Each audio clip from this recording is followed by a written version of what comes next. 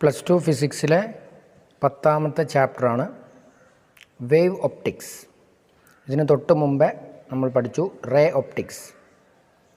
Optics എന്നാൽ study about light ആണ് അല്ലെ, branch of physics which deals with study of light. Ray ഒപ്റ്റിക്സിൽ നമ്മൾ ലൈറ്റ് റേ ആയിട്ടാണ് പോകുന്നതെന്ന് എടുത്തു.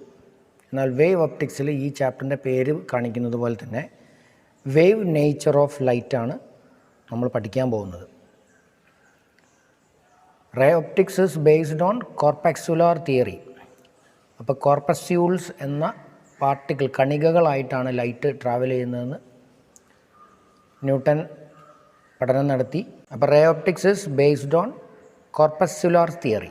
എന്നാൽ വേവ് ഒപ്റ്റിക്സ് എന്ന ഈ ചാപ്റ്ററിൽ നമ്മൾ വേവ് നേച്ചർ ഓഫ് ലൈറ്റാണ് നമ്മൾ പറയാൻ പോകുന്നത്.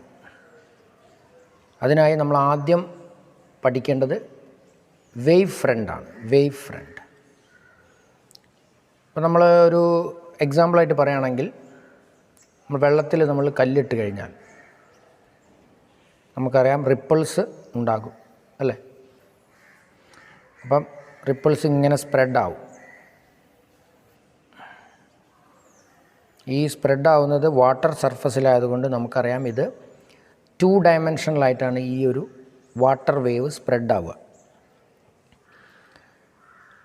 പക്ഷേ നമുക്ക് നോക്കിയാൽ തന്നെ മനസ്സിലാവും ഈ ഭാഗത്തുള്ള വാട്ടർ എന്താണോ ചെയ്യുന്നത് അത് തന്നെയാണ് ഇവിടെയുള്ള വാട്ടറും ഒക്കെ വാട്ടർ മോളിക്യൂൾസൊക്കെ ചെയ്യാം.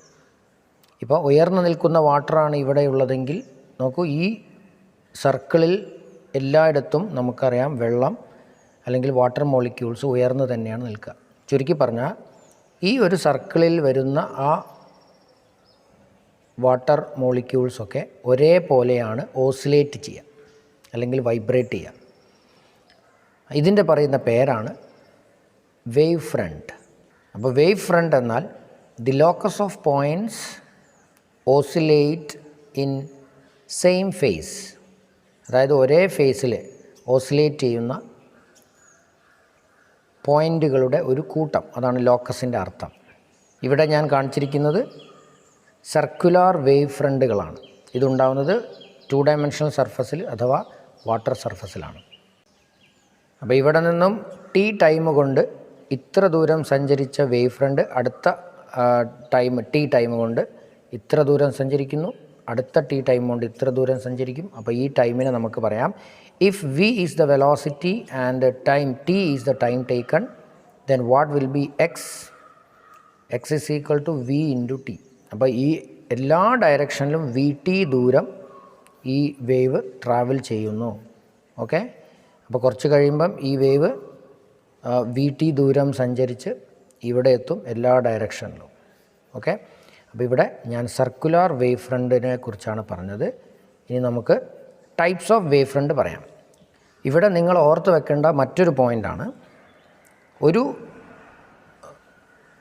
വേവ് ഫ്രണ്ട് ട്രാവൽ ചെയ്യുമ്പോൾ നോക്കൂ, ഞാൻ ഈ കാണിച്ചിരിക്കുന്ന ആരോ മാർക്ക് എന്തിനെ കുറിക്കുന്നു? ഈ വേവ് ഫ്രണ്ട് സ്പ്രെഡാവുന്ന ഡയറക്ഷനെയാണ് ഞാൻ ഈ ആരോ മാർക്കിലൂടെ കാണിച്ചിരിക്കുന്നത്. ഓക്കെ, അതുകൊണ്ട് തന്നെ ശ്രദ്ധിക്കേണ്ടത്, ഞാൻ സെൻട്രൽ നിന്നാണ്, ഇതിപ്പോൾ ഒരു സ്ഫിയറാണ് അല്ലെങ്കിൽ ഒരു സർക്കിളാണെങ്കിൽ അതിൻ്റെ സെൻട്രൽ നിന്ന് ഞാൻ വരയ്ക്കുന്ന ഏതൊരു ലൈനും ആർക്കുമായി 90 ഡിഗ്രിയാണ് ഉണ്ടാക്കുക. അപ്പോൾ ഇവിടെ ശരിക്കും ഞാൻ കാണിച്ചിരിക്കുന്ന ഈ ഒരു ആരോ മാർക്ക് ഈ വേവ് ഫ്രണ്ടിൻ്റെ ഡയറക്ഷനാണ്. ഒരു വേവ് ഫ്രണ്ടിന് എനർജി ട്രാൻസ്ഫർ ചെയ്യുന്നുണ്ട് അല്ലേ. ഒരു വേവ് ഒരു പോയിൻ്റിൽ നിന്ന് ഡിസ്റ്റർബൻസും കൊണ്ടാണ് സ്പ്രെഡ് ആവുന്നത്. അതുകൊണ്ട് തന്നെ എനർജി ട്രാൻസ്ഫറും ആ വേവ് ഫ്രണ്ടിന് പെർപെൻഡിക്കുലർ ആയിട്ടാണ് ഉണ്ടാവുക. വളരെ ഇമ്പോർട്ടൻ്റ് ആയിട്ടുള്ള ഈ 2 പോയിൻ്റ് എഴുതി വെച്ചോളൂ. ഒന്നാമത്തെ point, the direction of wave front is always perpendicular to wave front. രണ്ടാമത്തെ point, the energy transfer is always perpendicular to the wave front. Okay, ഒരു കാര്യം കൂടി ഇവിടെ പറയാനുള്ളത്, നമ്മൾ റേ ഒപ്റ്റിക്സിൽ ഇതേപോലെ ഒരു ലൈൻ റേ ആയിട്ടാണ് എടുത്തിരുന്നത് അല്ലേ. എന്നാൽ വേവ് ഒപ്റ്റിക്സിൽ ഈ റേ വരുന്നത് ഡയറക്ഷൻ ഓഫ് വേവ് ഫ്രണ്ട് ആയിട്ടാണ്. ആ പോയിൻ്റ് നിങ്ങൾ നോട്ട്ബുക്കിൻ്റെ ഏതെങ്കിലും ഒരു സൈഡിൽ എഴുതി വെക്കണം കേട്ടോ. എന്താണത്? The direction of wave front in wave optics is the ray in ray optics.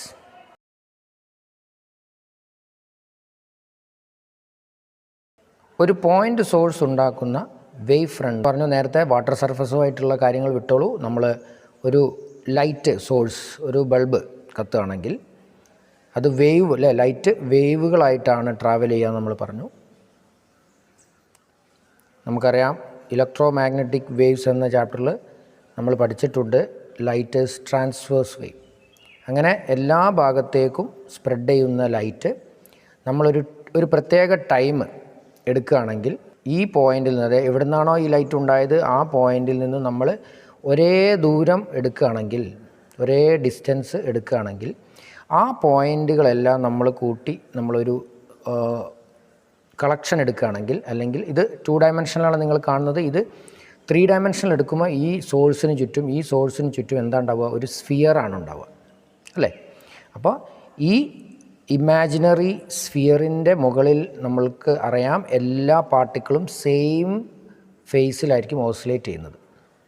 അപ്പോൾ സെയിം ഫേസിൽ ഓസിലേറ്റ് ചെയ്യുന്ന പാർട്ടിക്കിളുകൾ ഉൾപ്പെട്ട ഒരു സർഫസിനെയാണ് നമ്മൾ വേവ് ഫ്രണ്ട് എന്ന് പറഞ്ഞത്. അപ്പോൾ ഈ കേസിൽ ഇത് ഒരു സ്ഫെറിക്കൽ വേവ് ഫ്രണ്ടാണ്. അപ്പോൾ ഒരു പോയിൻ്റ് സോഴ്സ് ഉണ്ടാക്കുന്ന വേവ് ഫ്രണ്ട് എന്ത് ഷേപ്പായിരിക്കും? സ്ഫെറിക്കൽ വേവ് ഫ്രണ്ട് ആയിരിക്കും.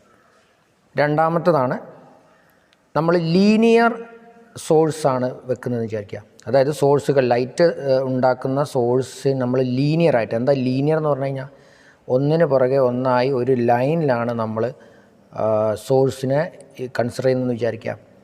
അങ്ങനെയാണെങ്കിൽ ഈ ലൈറ്റ് ട്രാവൽ ചെയ്യുന്ന നാനാഭാഗത്തേക്കും ലൈറ്റ് ട്രാവൽ ചെയ്യുന്നത് നമ്മൾ കളക്ഷൻ വരയ്ക്കുകയാണെങ്കിൽ നമുക്ക് ആ ലോക്കസ് ഓഫ് പോയിൻ്റ് നമുക്ക് ഇങ്ങനെ കിട്ടും. അങ്ങനെ ഓരോന്നിനും നമ്മൾ ഇങ്ങനെ വരച്ച് കഴിഞ്ഞാൽ നമുക്ക് എന്താ കിട്ടുക? ഓരോന്നിനും നമ്മൾ വരച്ച് കഴിഞ്ഞാൽ നമുക്ക് കിട്ടുന്നത് ഒരു സിലിണ്ട്രിക്കൽ വേവ് ഫ്രണ്ട് ആയിരിക്കും. ഓക്കെ, അപ്പോൾ ഈ ആരോ മാർക്ക് എന്തിനെയാണ് സൂചിപ്പിക്കുന്നത്? ആരോ മാർക്ക് സൂചിപ്പിക്കുന്നത് ഈ സോഴ്സ് ഉണ്ടാക്കുന്ന ഡിസ്റ്റർബൻസ് ട്രാവൽ ചെയ്യുന്ന ദിശയാണ്, അല്ലെങ്കിൽ ഡയറക്ഷനാണ് കേട്ടോ. അപ്പോൾ ഇത് വരച്ച് വെക്കുക. ഇതാണ് സിലിണ്ട്രിക്കൽ വേവ് ഫ്രണ്ട്. അപ്പോൾ എപ്പോഴാണ് ഒരു സിലിണ്ട്രിക്കൽ വേവ് ഫ്രണ്ട് ഉണ്ടാവുക? ലീനിയർ സോഴ്സ് ഉണ്ടാക്കുന്ന wave front cylindrical wave front ആയിരിക്കും.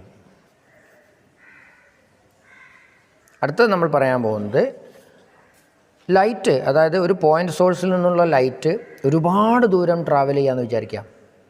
അങ്ങനെ ട്രാവൽ ചെയ്യുന്ന ലൈറ്റ് നമ്മൾ കാണുന്നത്, ഇപ്പോൾ ഇതിപ്പോൾ ഇവിടെ നിന്നാണ് ഡിസ്റ്റർബൻസ്, പോയിൻ്റ് സോഴ്സ് ഉണ്ടാക്കിയ ലൈറ്റ് ട്രാവൽ ചെയ്ത് തുടങ്ങുന്നതെങ്കിൽ നമുക്കറിയാം അതിങ്ങനെ ദൂരേക്ക് പോകുന്നതിനനുസരിച്ച് ആ സ്ഫിയർ വലുതായി വരും. അങ്ങനെ ഒരു ഇൻഫിനിറ്റ് ദൂരം സഞ്ചരിച്ച് അല്ലെങ്കിൽ ട്രാവൽ ചെയ്ത് നമ്മളെടുത്തെത്തുന്ന വേവ് നമുക്ക് തോന്നുന്ന ഒരു പ്ലെയിൻ വേവ് ആയിട്ടാണ്. ഓക്കെ, നമ്മൾ ഈ ഭൂമിയിൽ നമുക്ക് തോന്നുന്നത് ഈ സർഫസ് നിരപ്പായിട്ടാണ്, അല്ലെങ്കിൽ വളരെ പ്ലെയിൻ ആയിട്ടാണ് തോന്നുന്നത്. എന്തുകൊണ്ടാണ്? അത്രയും വലുതാണ് ഭൂമിയുടെ സർഫസ്. അതുകൊണ്ട് കർവായിട്ടുള്ള ഈ വലിയ സർഫസ് നമുക്ക് പ്ലെയിൻ ആയിട്ടാണ് തോന്നുക. അതേപോലെ ഒരുപാട് ദൂരം സഞ്ചരിച്ച് വരുന്ന ലൈറ്റ് നമുക്ക് പ്ലെയിൻ ആയിട്ടാണ് തോന്നുക. അതുകൊണ്ട് അടുത്ത ടൈപ്പ് ഓഫ് വേവ് ആണ് പ്ലെയിൻ വേവ് ഫ്രണ്ട്. ഇത് ട്രാവൽ ചെയ്യുന്നത് ഇൻഫിനിറ്റിയിൽ നിന്നാണ്, ഈ സോഴ്സിൽ നിന്നാണ് ഈ ലൈറ്റ് വരുന്നത്. അതുകൊണ്ട് നമുക്ക് അത് വരുന്ന ഡയറക്ഷൻ ഇങ്ങനെ വരച്ച് വെക്കാം. നോക്കൂ, പാരലൽ ആയിട്ടാണ് നമുക്ക് ഈ ഡയറക്ഷൻ കിട്ടിയിരിക്കുന്നത്. നോക്കൂ, റേ ഒപ്റ്റിക്സിൽ നമുക്കറിയാം ഇൻഫിനിറ്റിയിൽ നിന്ന് വരുന്ന light rays parallel to each other ആയിരിക്കും അല്ലേ. ലൈറ്റ് റേസ് ഇത് നമ്മൾ റേ ഒപ്റ്റിക്സിൽ പഠിച്ച ഇൻഫിനിറ്റിയിൽ നിന്നും വരുന്ന ലൈറ്റ് റേസ് ആണ്. നോക്കൂ, ഇൻഫിനിറ്റിയിൽ നിന്നും വരുന്ന വേവ് ഫ്രണ്ടുകളാണ് ഇവിടെ പ്ലെയിൻ വേവ് ഫ്രണ്ട് ആയിട്ടുള്ളത്. അപ്പോൾ നമ്മൾ നേരത്തെ പറഞ്ഞു വെച്ചിട്ടുണ്ടായിരുന്നു, റേ ഒപ്റ്റിക്സിലെ റേസ് എന്നാൽ വേവ് ഒപ്റ്റിക്സിലെ വേവ് ഫ്രണ്ടിൻ്റെ ഡയറക്ഷനാണ്. അതിന് കുറച്ചും കൂടി വ്യക്തത വന്നിരിക്കുകയാണ് ഇവിടെ. കാരണം ഇൻഫിനിറ്റിയിൽ നിന്ന് വരുന്ന ലൈറ്റ് റേസ് അല്ല, ഇൻഫിനിറ്റിയിൽ വരുന്ന പ്ലെയിൻ വേവ് ഫ്രണ്ടുകളായിരിക്കും. ഇൻഫിനിറ്റിയിൽ നിന്ന് ഒരു പോയിൻ്റ് സോഴ്സിൽ നിന്ന് വരുന്ന സ്ഫെറിക്കൽ വേവ് ഫ്രണ്ട് ഒരുപാട് ദൂരം സഞ്ചരിച്ച് കഴിഞ്ഞാൽ പ്ലെയിൻ വേവ് ഫ്രണ്ടുകളായി മാറും. അതിൻ്റെ ഡയറക്ഷൻ നമുക്കറിയാം വേവ് ഫ്രണ്ടിന് പെർപെൻഡിക്കുലർ ആയിരിക്കും. ഇവിടെ ഞാൻ വരച്ചിരിക്കുന്ന ഈ ആരോ മാർക്കൊക്കെ എന്താണ്? ഈ പ്ലെയിനിന് ഞാൻ വരച്ചിരിക്കുന്ന പെർപെൻഡിക്കുലർ അല്ലേ. അപ്പം ഇത് നോക്കുമ്പോൾ നമുക്കിത് പാരലൽ ഡയറക്ഷനുകളാണ് ഈ കിട്ടിയിരിക്കുന്നത് അല്ലേ. അപ്പോൾ വേവ് ഫ്രണ്ടിന് പെർപെൻഡിക്കുലറായിട്ട് നമ്മൾ വരച്ച ഈ ഡയറക്ഷൻ റേ ഒപ്റ്റിക്സിൽ ഇതേ സിറ്റുവേഷനിൽ ഉള്ള റേ ആണെന്ന് മനസ്സിലാവും.